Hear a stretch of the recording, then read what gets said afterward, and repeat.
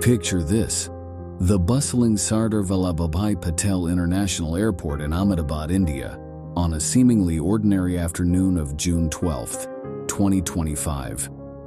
The sun hangs high in the sky, casting a golden glow over the tarmac where Air India Flight 171, a sleek Boeing 787 Dreamliner, sits poised for takeoff. Inside, 242 souls are strapped in, a mosaic of lives intertwined by fate. There are families returning from vacations, beaming with memories of vibrant markets and ancient temples. Business travelers tapping away on laptops, sealing deals that could change fortunes. Young dreamers embarking on new adventures in London, their eyes wide with anticipation. The cabin hums with quiet conversations, the scent of airline coffee mingling with a faint whiff of excitement. The pilots, seasoned veterans, run through their checklists with practiced precision. Engines roar to life. The plane taxis smoothly, then accelerates down the runway. Wheels lift off the ground, a perfect descent. But in the blink of an eye, mere seconds into the flight, the ordinary shatters into chaos. A frantic mayday call crackles over the radio. "Engine failure. We're losing altitude." The massive aircraft veers sharply, its wings slicing through the air like a wounded bird. It plunges toward the earth, slamming into the Sardar Vallabhbhai Patel Institute of Medical Sciences, a hostel teeming with aspiring doctors. Explosions rip through the structure as fuel ignites, turning the scene into an inferno of twisted metal, billowing smoke, and piercing screams. Debris scatters like deadly confetti across the campus grounds. In that horrific moment, 241 lives are extinguished: passengers, crew, and innocent bystanders on the ground.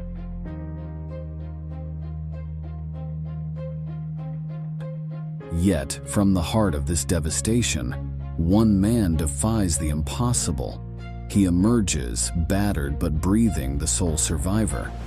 His name is Vishwash Kumar Ramesh.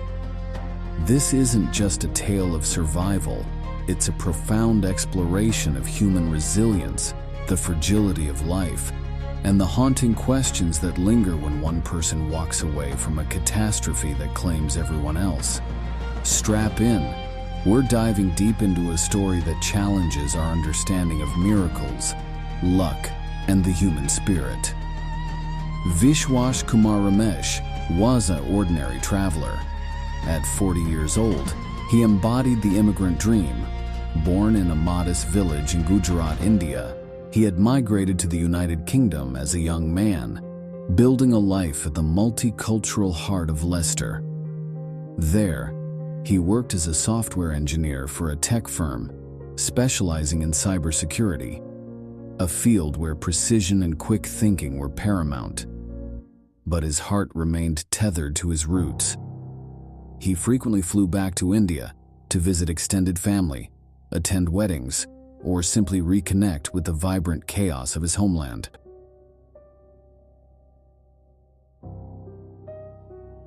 On this trip, he wasn't alone. His younger brother Ajay, 35, accompanied him.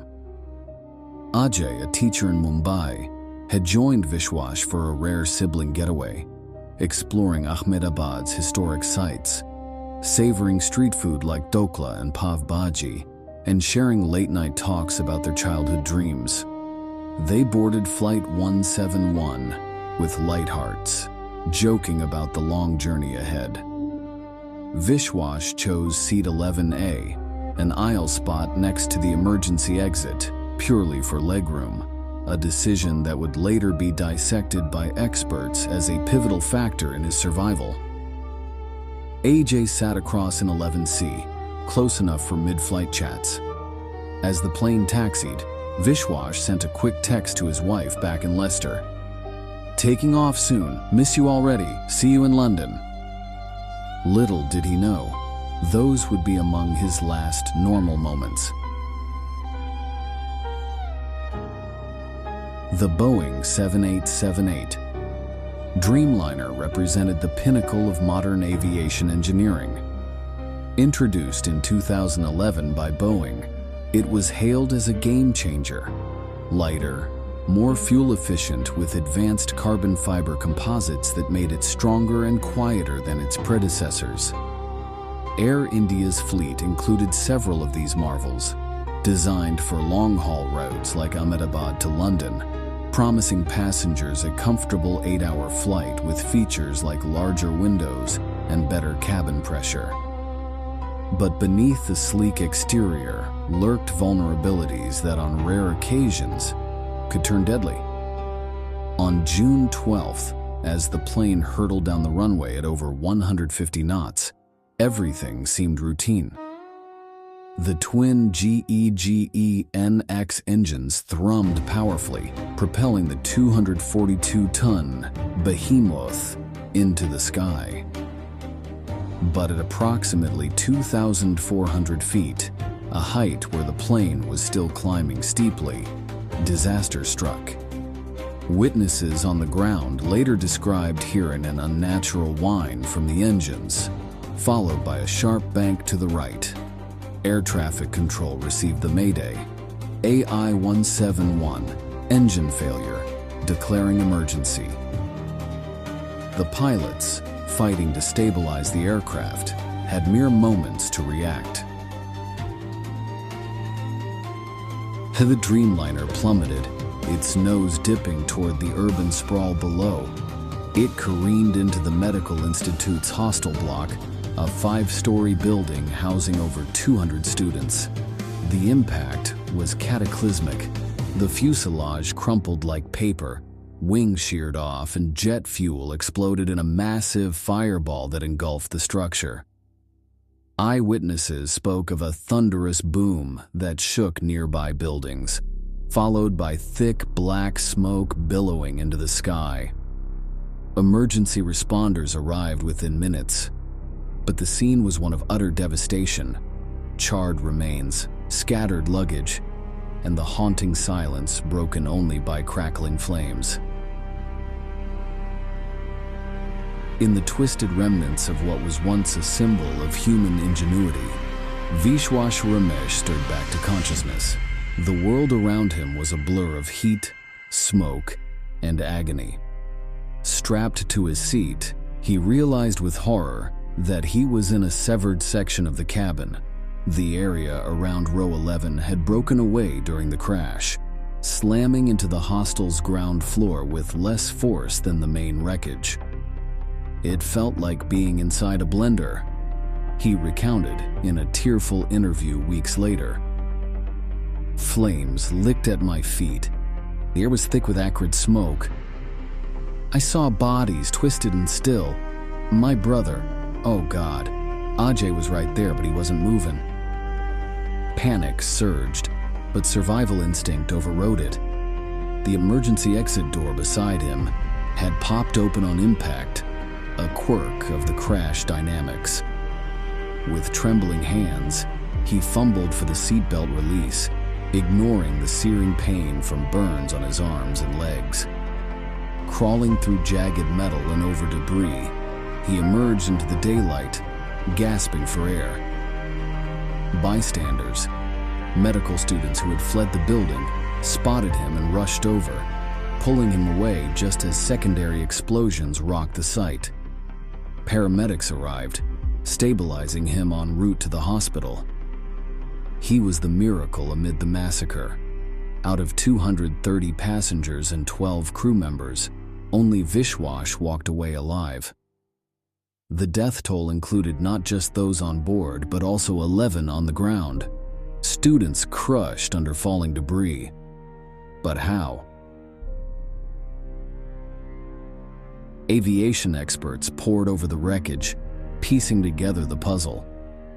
Vishwash's seat in row 11A placed him in the aircraft's sweet spot, near the wings, where the structure is reinforced to bear the plane's weight.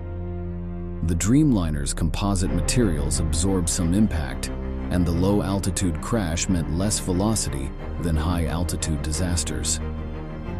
Comparisons flooded in. Like Julian Kupka, the 17-year-old who survived a 3-kilometer freefall in the Amazon in 1971 after Lanza Flight 508 disintegrated mid-air, Vishwash's section acted as a makeshift capsule. Or Vesna Vulovic, who plummeted 10 kilometers without a parachute in 1972 when Jati Flight 367 exploded, trapped in the tail section that cushioned her fall. These rare soul survivors, about 20 in major crashes since 1970, often owe their lives to such flukes.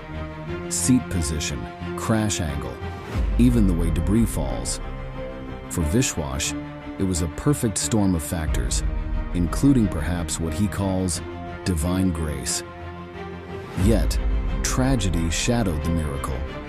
His brother Ajay, seated mere feet away, was claimed by the flames. "We were laughing about our next family dinner," Vishwash sobbed in therapy sessions. "Now I'll never hear his voice again."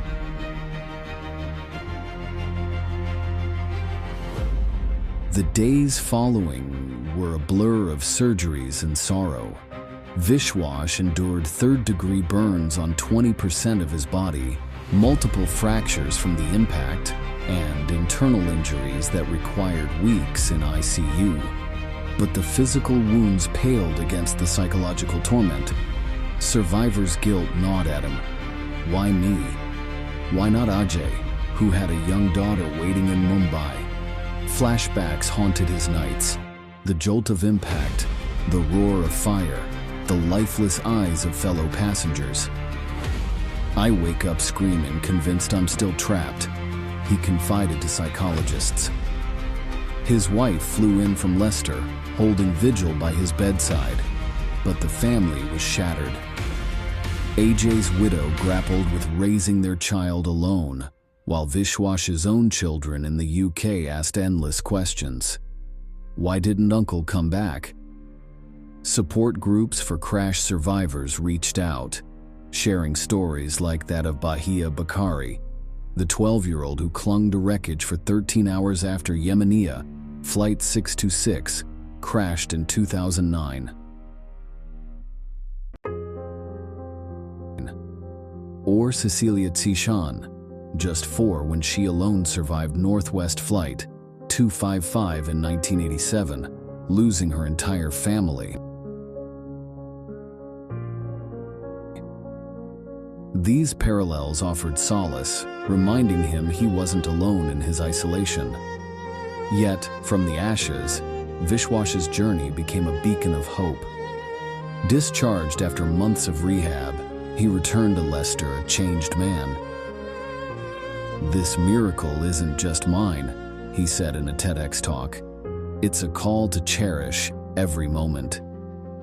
He founded a foundation for aviation safety and mental health, partnering with organizations like the Flight Safety Foundation. If this deep dive into survival, loss, and redemption gripped you, smash that like button. Subscribe for more untold tales of human endurance.